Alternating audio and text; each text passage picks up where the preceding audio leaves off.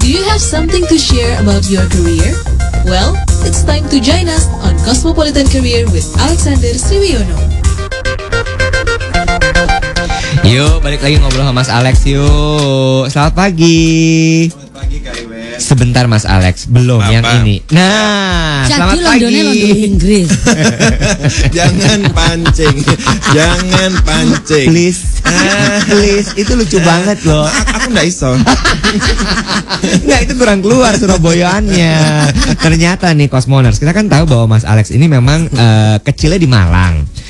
Iya kan, dan Malang ini kan deket memang Surabaya. Jadi ada sedikit lah logat-logat Surabayaan gitu Jawa yang Timuran. Jawa Timuran yang Mas Alex tuh bisa. Itu tuh logat Jawa Timur tuh beledak-beleduk mantap ya. Lucu banget, Bo. Jadi kalau misalnya gue Dia bilang lucu bangsa gue. Salah maning. Jadi Nicolin Patricia, Din Tirto Buwono, Jawa Timuran, Surabaya, band. Itu semua Surabaya, Bo. Kalau udah kumpul mereka dangdung, gue ketawa aja. Itu tadi lidah petis. Lidah petis. Nah, itu enak. Nggak iso ya. Gitu kan. Jadi kalau ngobrol sama supir taksi nyambung ya. DE kok ya itu Soro. Nggak iso iku Londo Inggris. Ya. Ini seru sekali ya. Seru loh, lucu sekali beneran. Saudara-saudara gue kan juga dari bapak gue kan orang Timur. Banget. Tapi hari ini yang akan kita bahas adalah how to handle bad issue at work. Kita tahu ya Cosmoners, perkembangan berita tentang quick count Pilpres 2014 ini telah dilakukan beberapa lembaga survei, membuat sejumlah golongan menjadi bertanya-tanya keaslian data nih, Bo, dan juga kemurnian tersebut. Hal ini tentu dapat menjadi pemicu beberapa isu yang terjadi pada masyarakat. Kasus serupa juga bisa terjadi di dunia kerja loh Cosmoners, di mana terdapat berita simpang siur yang bisa menimbulkan isu yang berdampak pada kinerja tim yang menurun serta berbagai macam masalah lainnya. Nah, problemnya sekarang gini, sebagai leader seharusnya apa sih yang dilakukan? Apakah kita diam dulu, berpikir, kemudian menentukan sikap, atau langsung begitu terjadi masalah ini terjadi perpecahan langsung gitu ya? Ada isu A, isu B yang kemudian dampaknya jadi jelek buat ekosistem pekerjaannya. Langsung bikin keputusan, langsung bertindak, langsung bikin aksi. Apa sebenarnya harus dilakukan sebagai leader? Ini saya langsung ngebayangin situasi. Cosmoners juga bisa ngebayangin pada saat kita buka Facebook, itu kan informasi begitu banyak, parah banget, parah. Dan kemudian dari awal-awal mungkin masih mau membuka, sampai akhirnya tutup. Sampai akhirnya gini, karena kita nggak tahu mana yang benar, udahlah gitu, udahlah gue nggak akan buka Facebook, gitu kan. Sekarang kalau dalam kondisi di kantor, begitu banyaknya informasi yang kita dengar mengenai si A gini, si B gini, si A gini, si B gini. Leader nggak bisa dalam posisi pada saat dia membuka seperti layaknya sosial media dan dia putuskan, udahlah, gue nggak mau denger. Karena ini kan terjadi di lingkungan kantor. Kalau kemudian dia nggak mau denger, lah terus siapa yang harus dengerin? Iya. Cuman dengerinnya juga nggak boleh kebablasan, dengerin sampai kemudian berpihak pada satu pihak. Sehingga statement pertama saya tentunya adalah seberapa jauh kita sebagai leader memang memahami isu yang terjadi. Yang tahap kedua nanti kita bisa bahas lebih jauh lagi adalah seberapa jauh informasi yang kita dengar bisa kita pegang kebenarannya. Sehingga kemudian ada istilahnya be aware and worry about what we know. Be aware and worry about what we know. Be aware and worry about what we know ini adalah sadari apa yang kita tahu, tapi worry-nya adalah karena apa yang kita tahu itu belum tentu benar. So be aware and worry about what we know. Kalau sebagai leader itu sangat perlu ada di dalam kepalanya. Gue udah tahu apa, yang gue tahu itu bener nggak? Sederhana itu aja kalimatnya. Be aware and worry about what we know. We don't need to be panic berarti sebenarnya. Nggak boleh panik karena kalau sebagai leader panik, kemudian juga dia nggak bisa berusaha mencari tahu kebenarannya di mana. Iya. Konflik yang bersumber dari isu itu sebenarnya bisa diminimalisir dong Mas ya. Sangat. Dan tugas kita sebagai leader kah yang harus? Karena konfliknya mulai kita sisir nih, gitu kan? Apakah kemudian konfliknya lebih terkait dengan situasi antar pribadi atau yang sudah berdampak sampai pekerjaan? Sekedar nggak suka masalah pribadi masing-masing sebetulnya bukan urusannya leader. Tetapi menjadi urusan leader ini yang kita bilang konseling kerja. Batasannya adalah kalau masalah pribadi sudah berdampak pada performa pekerjaan. Masalah pribadi yang berdampak pada performa kerjaan itu baru kemudian menjadi areanya leader untuk turun. Dia dengar bahwa katanya mau cerai itu, ya udah biarin gitu. Katanya dia selingkuh tuh, bukan urusan leader. Tapi begitu kemudian nggak masuk, sering nggak masuk, banyak kemudian ngelesnya, report juga nggak Kacau. Dia impact pada pekerjaan. Itu baru kemudian kita bilang masuk dalam konseling kerja dengan kita bertanya, lately saya melihat bahwa performance-mu kok ada apa? Gitu. Oke, be aware about what we know. Ini adalah satu kalimat yang menjadi pemikiran kita dulu di cut pertama ini, ya. Nanti kita akan bahas lebih dalam lagi. Kalau Anda punya pertanyaan, mungkin juga Anda sudah mengalami sekarang. Ada permasalahan di kantor, terjadi dua kubu, polarized ibarat kata ya. Katanya, bagus ya. Luar biasa. Baru belajar kemarin saya. Polarized. Aku taunya ketularan Artika Sari Devi. Bukan. Aku taunya Polonaise. Iya, Allah beda lagi. Itu udah tutup bandaranya. Bukan. Kita balik lagi yuk ngobrol-ngobrol pastinya sama Mas Alexander Sriwiono ya. Kalau kita membahas lagi masalah bad issue at work, apalagi kalau misalnya kemudian menjadi terbagi dalam dua kutub gitu ya, yang benar-benar saling berlawanan dan benar-benar udah nggak bisa istilahnya disatukan gitu, karena semua punya paham, punya ideologi sendiri, yang akhirnya bisa memecah belah sebenarnya. Ini gimana kita harus bertindakan itu ya, akan kita bahas. Nah tadi kemudian Mas Alex sudah mengingatkan bahwa be aware of what we know, be aware and worry. Be aware and worry about what we know. Gitu ya. Nah sekarang gini Mas, permasalahan ini muncul isu-isu yang bisa memicu permasalahan yang ada di kantor. Apa aja sebenarnya? Kalau kita bicara sudah mulai black campaign at work gitu ya, bad issue, ini berarti sudah kita bicara gini. Kalau orang yang mampu, dia akan berkompetisi dengan kemampuan dan hasil kerja. Sehingga kalau kita bicara mengapa bad issue ini muncul, berarti ada sebuah conflict of interest, ada kepentingan beberapa pihak yang kemudian dilakukannya dengan cara saling menjatuhkan satu sama lain. Dia nggak mampukah, tapi dia pingin posisi. Dia kepingin hal itu, tapi yang dipromosikan teman lain. Gitu. Hal-hal yang diinginkan kita bilang sebagai sebuah personal agenda, yang kemudian bisa diubah menjadi sebuah bad issue. Sehingga kalau buat saya terkait mengapa ini juga muncul, kembali kepada dasar yang paling basic. Organisasi itu ada dan kemudian mulai ada orang-orang di dalamnya untuk satu tujuan bersama. Berarti bahwa bad issue ini muncul bila leadership di dalam organisasi itu tidak bisa sampai menggiring orang-orangnya untuk sampai fokus pada tujuan bersama. Tapi tetaplah namanya ada tujuan bersama, tapi pelaksanaannya kan tiap orang punya keinginan masing-masing. Peran leader di sini Cosmoners adalah yang selalu mengingatkan bahwa kita sekarang duduk sama-sama, kerja sama-sama itu untuk apa. Nah itu kalau sudah, itu kalau masih berupa isu, ya kan Mas, isu itu kan something yang tadi we have to aware and worry, ya kan, karena it's still issue. Nah kalau bagaimana kalau sebuah konflik memang sudah terjadi Mas? Kalau konflik memang sudah terjadi, kita pernah membahas yang 3 level tingkatan konflik tersebut. Konflik yang level pertama adalah konflik yang disebut dengan solving, yaitu bahwa dua orang berseteru, tetapi targetnya adalah untuk solve the issue. Solve.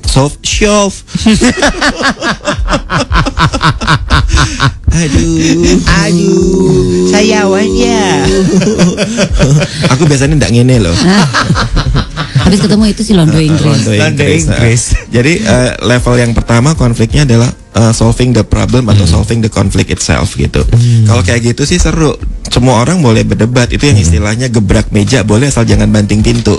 Kalau gebrak meja kan berarti masih diskusi di tempat yang sama, gitu, tapi kalau udah banting pintu berarti udah ada 1 atau 2 yang meninggalkan ruangan dan masalah nggak selesai. Level 2 adalah yang kita bilang sudah mulai winning, menang-menangan.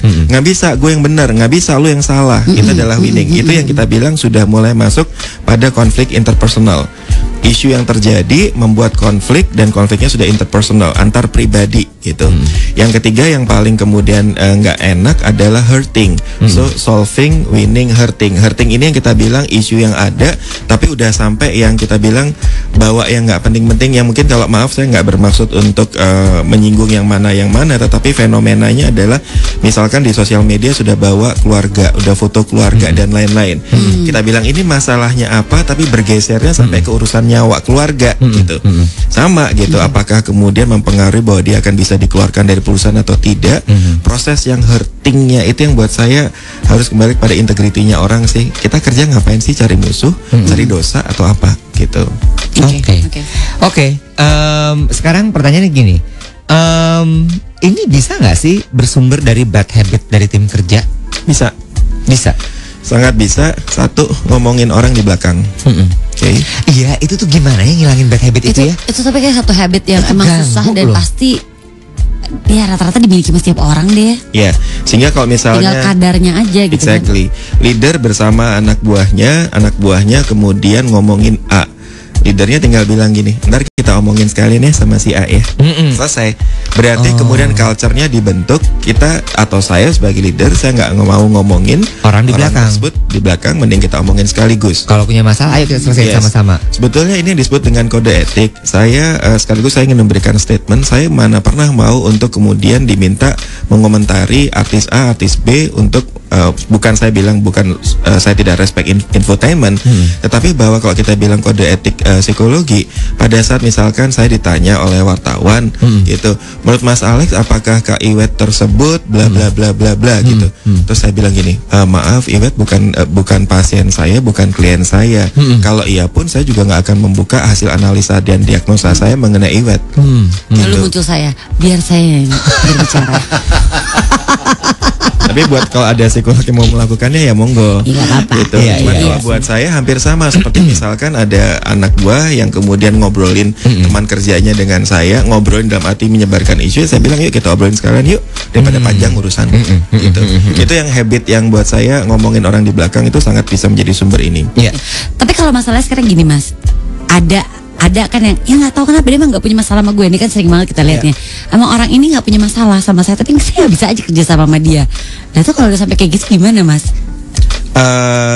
Dalam posisi misalkan kita yang sebagai leadernya nih melihat ada anak yang emang nggak bisa kerjasama karena emang nggak cocok, kita dudukin dengan kita bilang gini, saya nggak bisa memindahkan satu di antara kalian.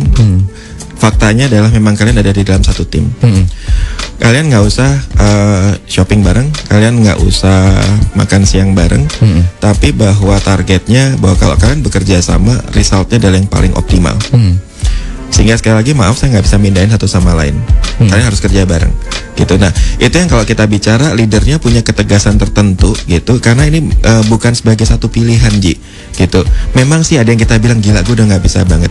Sehingga kalau sebagai leader tegas banget seperti itu akan kembali kepada pilihan sih salah satu di antara dua orang yang sudah tidak nyaman satu sama lain.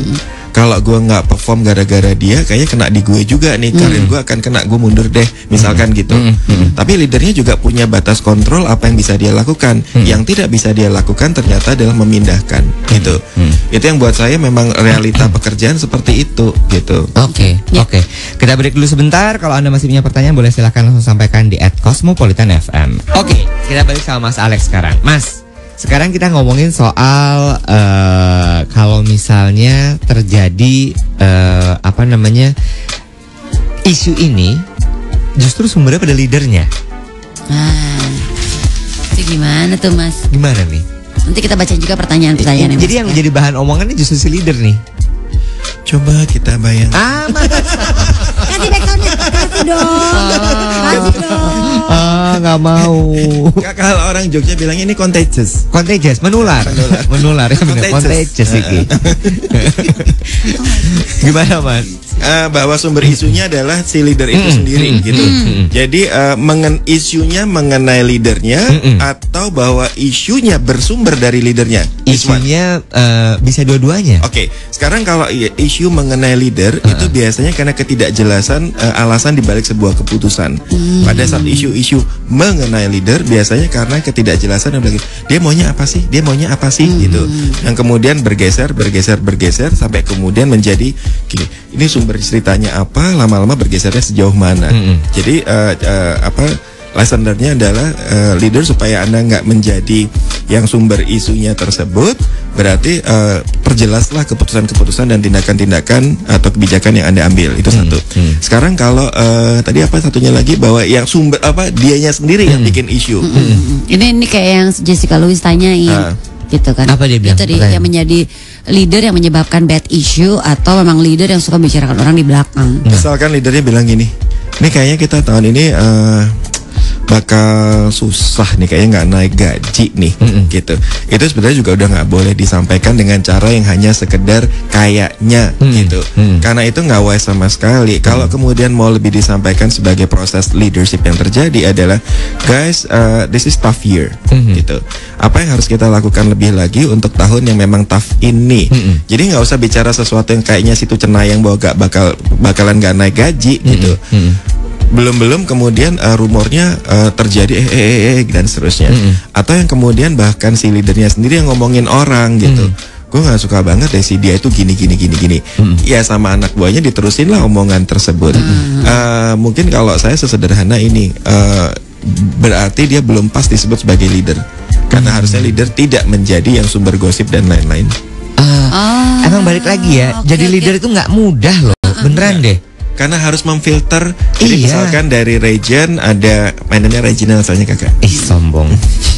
Dia udah nggak main country, Enggak. regional. Jadi kalau misalnya mau Ada orang datengin namanya region. region. Region. Jadi mek logat juga region. Mek logat. Mek logat tepisan. Ini contagious lagi. Region. Jadi ya kalau mau datengin orang itu enggak bisa kalau cuma sekedar yang country-nya aja ya. Jadi harus dikumpulin budget region itu dikumpulin. Jadi bisa datengin yang lebih Kalau masalah itu kayak gini. puas ya hidupnya kakak ya. Jadi Kita boleh nggak jadi dia dua tokoh? cut, Mas. Please jadi dia tokoh, please. Mas mesti 2 cut lagi boleh begini nggak? Nggak, saya nggak mau jadi presiden, nggak enak. Nggak Oh, nggak usah enak. sampai presiden.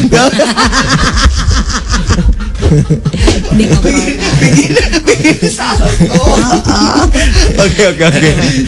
Terus mas, lanjutin lagi. Tapi penjelasan kayak tadi boleh ya.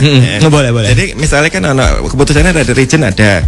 Lah terus kemudian dia harus mikir dari region tuh kayak gini, terus diterjemahno sama yang anaknya di country-nya tuh kayak gimana. Itu yang kemudian harus dapat banget.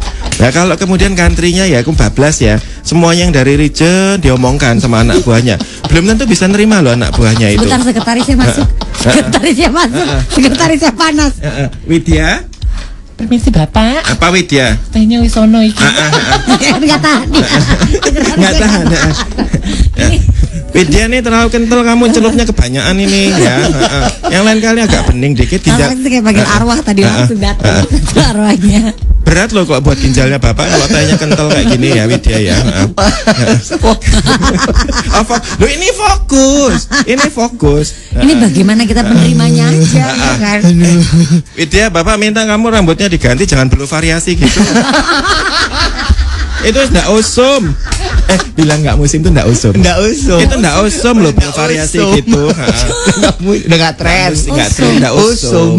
Bukan usum ya, usum. Enggak usum. Wes nggak usum. Itu belum variasi gitu. Aduh, kayak Farah Fawcett loh itu. Kece. Aduh. Balik lagi. Balik, ya, oke. Jadi artinya diputar loh skrupnya. Itu bukan leader kalau kemudian bahwa semua informasinya nggak dia saring dulu tuh bukan Iya. leader. Dan Jadi- dia leader lah. Kalau misalnya kayak tadi Mas Alex bilang leader yang menjadi bahan pembicaraan itu juga dia bukan leader dong. Bukan Iya. leader. Jadi artinya memang kita harus mengingat bahwa komunikasi Ya. itu juga penting sebagai leader. Yes. Karena setiap kali kita membuat sebuah keputusan, walaupun mungkin tidak perlu dikasih tahu semua alasannya, Yes. tapi dijelaskan. Yes. Saya melakukan ini karena apa? Yes, bahkan ini perubahan culture di sebuah organisasi karena pada waktu mereka lagi meningkatkan, mereka merge, terus terang merge, itu bagaimana membuat dua organisasi yang di merge ini bisa bekerja dengan lebih efisien dan efektif. Bahwa betul-betul mereka bukan sekedar ngomong lebih nice, ini enggak. Bagaimana supaya isu lebih tidak terjadi, konflik tidak perlu terjadi adalah selalu sampaikan alasan dibalik keputusan Anda. Itu menjadi sebuah culture yang diperkuat sekali dan it works very well. Gitu. Satu pertanyaan lagi boleh nggak? Boleh Kita dong. break. Mas Alex, ini dari Mas Hari Ponco. Mas Alex, kapan baiknya kita sebagai leader bisa ambil final action ke orang-orang yang seperti itu? Tentang penyebab isu. Final action kalau sampai kemudian kita bilang terminate gitu ya. Saya bahkan mau mengingatkan kepada banyak organisasi sebetulnya menyebarkan isu yang bisa mempengaruhi reputasi seseorang itu like di SP loh. layak untuk kemudian mendapatkan SP1, SP2 dan seterusnya. Jadi di beberapa buku pegangan perusahaan, itu ada klausa Bisa di bahwa SP ya? tidak boleh menyebarkan isu yang kemudian mempengaruhi reputasi dan juga mempengaruhi kinerja. Oke. Apakah tim sampai bahkan organisasi? Oh iya? Yes, ada. Saya pernah tahu ada 2 organisasi yang klausa itu ada secara jelas. Itu yang kita bilang culture kalau mau dibikin dengan benar, ada pegangannya. Karena memang itu nggak, isu di dalam organisasi itu nggak bisa bikin orang kerja dengan benar gitu. Banget. Ya kan? Jadi supaya kemudian kita bilang ini ada aturannya loh. Kalau kamu menyampaikan bahwa NG itu ternyata matanya nggak benar gitu sampai kemudian nggak precise misalkan, kamu harus bisa kasih bukti. Kalau nggak ini kamu dianggap sudah memfitnah. Fitnah di tempat kerja itu bisa dapat SP. Oh. Yes. Berarti Yes. Eco Matedi tuh mereka suka saling fitnah-fitnahan itu ada SP. Nah, itu efeknya Antara- tapi itu antara efeknya netral. Berarti nggak dapat SP. Karena saling. Dengan logat kayak logatnya kayak ngedengerin keluarga Surabaya gue ngumpul pakai suara tinggi persis. antara Pak D dan Bude gue. Persis. Apa itu tadi? Tobi. Oh, Tobi. Kamu ponakan kok, Top? Sek toh. Iki ada Prima Aryani. Gue nggak suka kalau ada yang mancing gitu pasti. Widya juga keluar. Widya keluar. Ya. Iki ada Prima Aryani, Mbak Susi yang bilang gini, kata Prima Aryani, ya Allah itu logat fasih banget bikin gue ngakak abes. Kata Susi bilang begini, ternyata Mas Alexander Sriwono itu lucu bingit. Oh, bukan Ngakak lagi. sendirian aku di mobil. Bukan lagi. Mas Alex, sebelum kita sampai pada konklusinya, Mas Alex harus menjawab sebuah pertanyaan, tapi dalam tunggu Seta, logatnya. aku lah kan bilang terima kasih Seta sama Prima Mas Susi ya. Suwun ya. Suwun. Ini ada satu pertanyaan, tapi Mas Alex harus jawab dengan logatnya. Oke. Pertanyaannya adalah dari Irwansyah. Siap-siap, tangan di atas tombol. Wih sekali ah. Justru leader yang pada saat meeting seperti hero, tapi kenyataannya seperti monster untuk bawahannya dan bergosip dengan timnya dengan tim lain. Iki piye Thomas? Ini ya buat yang Irwan ya, cuma yang leader-leader juga. Nah, yang namanya ndak keren, itu keciumnya itu cepet loh. Cepet banget. Jadi nek misalnya laga itu ya hero-hero gitu ya. Orang pikir supermarket BE ya. Laga hero, tapi ndek mburi itu ndak bisa kerja. Dek Mburi. Itu percuma loh. Ya orang tuh pasti ya bilang gini, ya nggak heran dia omongin loh. Muka air tok kita nih keren, padahal ndak gitu. Itu yang buat saya ndak umur, kayak gitu tuh ndak umur. Wis ta, kalau jadi leader itu ya harus bener-bener kerennya itu beneran gitu. Kalau ndak umur ya. Wis toh. Wis dicetet kabeh ya, citet ya. Nyatet, citet. Bilang itu citet loh. Dapat 2 ya kita ya. Usum. Usum memang Wis ndak usum, wis mbek ndak cetet. Citet. Dicetet. Ndek citet ya. Ndek citet yo. Udah puas. Puas. Ada kalau Surabaya itu ada yang usum. Nggak, gimana sih? Banget itu. Pol. Pol. Wis nanti mentok wis wae enake iki. Thank you Paul yo. Thank you Pol. Wenae. Ya, one Paul. Thank you Paul yo. Oke, konklusi nih, silakan. Udah Mas biasa aja langsung. Konklusinya, Mas. Silakan Mas. Yang pertama adalah be aware and worry about what we know, karena data atau informasi yang kita punya yang sudah di tangan itu pasti harus di-challenge lagi seberapa itu reliable, valid dan seterusnya. Nggak usah jauh-jauh pada saat kita browsing masuk Wikipedia, itu ada beberapa yang kemudian dengan warna berbeda, dengan pada saat diklik kita bilang bahwa kita dapatkan informasi ini harus diklarifikasi lebih jauh. Bahkan Wikipedia saja juga kemudian selalu mengajak kita untuk berpikir apakah kemudian informasi ini adalah yang paling benar, valid dan seterusnya. Apa yang benar sekarang bisa menjadi tidak benar besok. Gitu. Itu hal yang sama yang harus dimiliki oleh leader. Sekali lagi be aware and worry about what we know. Yang kedua adalah isu itu sebetulnya bisa saja diawali dari fakta yang tidak ada, fakta yang tidak kuat, fakta yang dipelintir banyak. Sehingga kita bicara apa sih membuat orang bisa lebih memelintir fakta dan seterusnya. Ini yang kemudian masuk kepada apakah personal agenda dan lain-lain gitu. Tetapi bahwa orang-orang yang biasanya berada di dalam situasi isu ini nggak ngeh, nggak sadar bahwa effort yang dia berikan untuk sibuk gosip di belakang dan lain-lain, itu kalau dia ganti dengan udah kerja yang benar, atau kemudian bahkan dia tanyain orangnya secara langsung, itu akan lebih, kita bilang energinya nggak sebanyak kemudian ngomongin di belakang, karena bentar-bentar orang bilang kenapa ceritain lagi. Pada saat diceritain dari hari ke hari akan bergesernya lebih jauh. Terakhir untuk para leader, ini kaitannya dengan maturity level of the team and the organization. Pertanyakan seberapa jauh ada rule of conduct di organisasi Anda yang kemudian diterjemahkan pada buku pegangan karyawan, di mana fitnah adalah sesuatu yang sangat tidak boleh dalam organisasi. Negara juga sih, ini negara hukum dan seterusnya. Jadi karena ini kita tahu nggak boleh, harusnya sih lebih memang orang sadar. Ada kasus di mana bahwa dia tidak sadar ternyata di perusahaannya ada aturan tersebut, dan akhirnya ini terus terang saya kasusnya tahu, dia dikeluarkan karena kemudian dampaknya sudah panjang sekali, bahkan sampai kepada eksternal. Itu yang saya bilang, hati-hati menyebarkan gosip. Ujung-ujungnya jangan memperburuk karma deh. Apa yang kita omongkan, kita lakukan akan menjadi warna dari karma kita. Oke. Siap Mas Alex, terima kasih banyak. Sami-sami. Makin nuwun sangat. Podo-podo Mbak Endang. Iya. Thank you Paul yo. Thank you Paul. Thank you, Paul. Sampai ketemu minggu depan ya, Mas. Kiss bye dong. Aduh. Suwun. Enak There you go. Now, are you ready to break through? Cosmopolitan Career with Alexander Sriwiono is presented by 90.4 Cosmopolitan FM.